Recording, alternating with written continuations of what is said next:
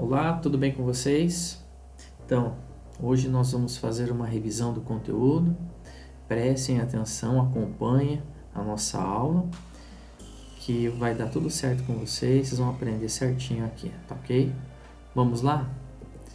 Então, na aula de hoje, nós vamos estudar inicialmente sobre agrosistemas. Vamos lá. Vamos assim, nós temos na realidade um sistema tradicional, sistema moderno e o sistema alternativo. Veja só, aqui nas tradicionais a gente tem a utilização de tração animal, trabalho humano, tecnologia mínima ou até ausente. Daí tem alguns exemplos aqui: pastores nômades, pastoreio nômade, né? Sistema de roças, agricultura de jardinagem e o plantation.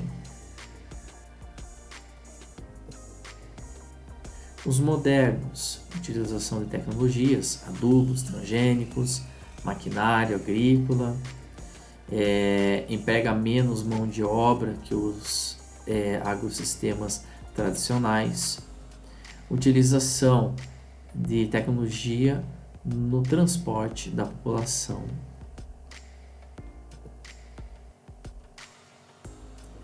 E nós temos aqui dentro deste contexto a Revolução Verde. Vocês viram na imagem anterior o símbolo do transgênico, né? E a Revolução Verde, o marco da Revolução Verde é bem forte em relação ao transgênico, que já não é uma coisa tão recente assim. Mas veja só, o termo Revolução Verde, o que vem a ser? Seria um conjunto de iniciativas tecnológicas que transformou as práticas agrícolas e aumentou drasticamente a produção de alimentos no mundo. Então, assim, por exemplo, até uma justificativa para o transgênico é justamente isso: ter uma produção com alta eficiência, com o objetivo de acabar com a fome do mundo. O objetivo do transgênico, a Revolução Verde, né? Então veja só, isso foi desenvolvido, né? Justamente para, no caso, por exemplo, do milho e da soja. O milho e a soja, sua grande maioria hoje é transgênico. Tá? E o interessante é que quem no caso trabalhou com essa ideia da Revolução Verde seria ali no caso Norman Borlaug. Ele até recebeu um prêmio Nobel da Paz, né? Tendo em vista o seu trabalho teve grandes consequências humanitárias. Veja só, daí temos aqui os tipos de agricultura. Nós temos a intensiva e a extensiva. Como vocês estão vendo aí, a intensiva tem a ideia do que? De uma alta performance. Então o que acontece? Tem agrônomos, tem máquinas, eles procuram ter uma produção como se o nome mesmo diz, intensa, intensiva, que ele tenha um alto resultado, um resultado alto, né? Já a extensiva, ela não adota dessas técnicas. Geralmente aquele que a gente vê, aquela produção que necessita mais de mão de obra humana. Geralmente é voltado, né, para produtos de horta, né? Geralmente aquela salada que você tem lá na sua mesa, ela tem muita a ideia da extensiva ou plantation, tá? Daí nós temos aqui na agricultura também a intensiva e a extensiva. Como vocês estão vendo, a intensiva tem o que? Tem veterinário, tem até uma pessoa especializada na nutrição do animal, para que o animal tenha uma pesagem melhor, uma carne melhor, um leite melhor, né? Então ele tem toda uma técnica. Existem lugares que eles deixam o animal confinado para não andar, porque quanto menos andar o gado, né, o boi no caso, mais macia a carne vai ser. Tem casos que eles deixam confinado o animal com música clássica, para vocês terem uma ideia, para eles comerem, ficarem tranquilos, calmos, não ter estresse, para poder ter um produto de qualidade. E a extensiva, o animal fica solto no campo, né? Geralmente esse animal tem a carne mais dura, porque geralmente você pode ver, algumas vezes você vê andando na estrada, tem um gado que está no terreno íngreme. A musculatura dele, o músculo dele vai ser mais forte e, consequentemente, vai ser mais dura a carne. Vamos lá. Daí, vamos entrar aqui num outro tema. Metrópole, megalópole, megacidades e cidades globais. Então, vamos ver alguns conceitos aqui sobre eles. Né? Metrópoles, principais centros urbanos de um país que se caracterizam por seu grande porte e por fortes relacionamentos entre si, além de influência externa. Megalópole, fusão de duas ou mais metrópoles com elevado grau de complexidade nas atividades, como transportes modernos, sistemas de comunicação e transmissão de dados bem desenvolvidos, intenso fluxo de pessoas e mercadorias, sistemas financeiros e aí por diante. Megacidades, aglomerações urbanas com mais de 10 milhões de habitantes. Cidades globais são grandes aglomerações urbanas que funcionam como centros de influência internacional. Estão no topo da hierarquia urbana. São dotadas de técnica e conhecimento em serviço de elevada influência nas decisões vinculadas à economia globalizada e ao processo tecnológico. Região metropolitana refere-se a uma cidade que está no centro de conurbações. Nesse sentido, as cidades próximas formam sua região metropolitana. E conurbação é quando as aglomerações urbanas de duas cidades diferentes se encontram formando uma única mancha urbana. Aqui temos uma imagem que mostra uma conurbação, que é a ligação de Washington, nos Estados Unidos, até Boston, em Massachusetts. Então, assim, essa é uma foto via satélite, está mostrando, no caso aqui, essa região. Aqui a gente pode ter uma ideia de Boston a Washington. Né? E aqui, por exemplo, em relação a habitantes. Então, a gente vê que é uma região totalmente interligada. Nós temos nos Estados Unidos mais duas regiões fora essa aí. Tá? São lá na Califórnia, e também em Orlando, Texas, Houston, Miami, que também ligam ali.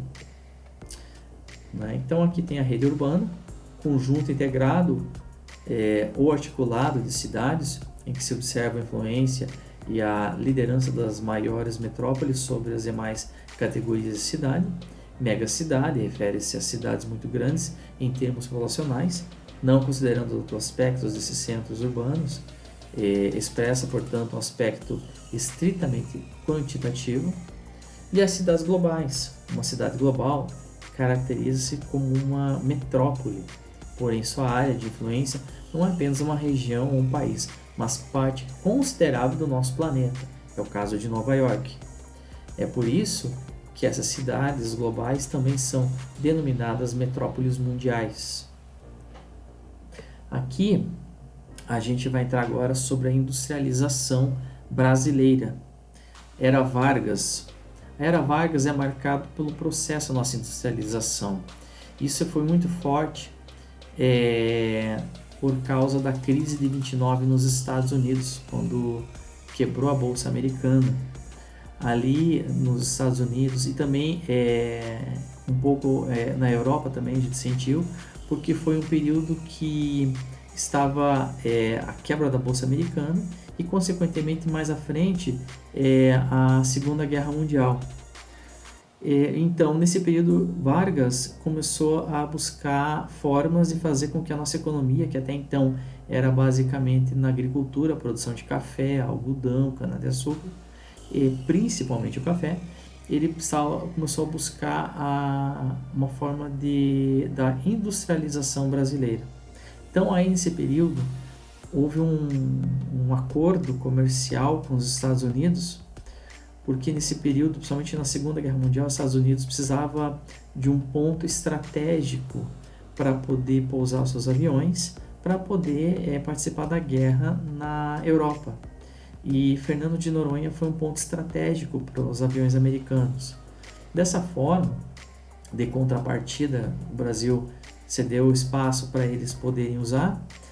De contrapartida, o Brasil teve incentivos para a criação de empresas como a Petrobras, a Vale do Doce, a CSN, Companhia Siderúrgica Nacional, petroquímicas, em relação à energia, né? Então, assim, teve incentivo nesse caminho. Em seguida, nós temos Juscelino Kubitschek, que ele tinha aquele plano de metas, né? Que a última meta, inclusive, foi a construção de Brasília. Mas, assim, o slogan principal de Juscelino Kubitschek era 50 anos em 5.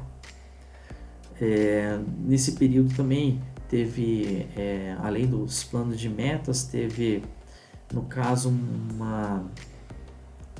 vamos dizer assim, ele procurou desnacionalizar, né, algumas coisas no Brasil. Entrou aqui, por exemplo, montadoras, para poder aumentar o processo industrial brasileiro. Então, abriu o mercado para vir empresas de fora, né? Após a era de Juscelino Kubitschek, veio a era militar. Então, veio aqui, por exemplo, o período das grandes obras. Muitas rodovias foram construídas nesse caminho também, nesse período militar.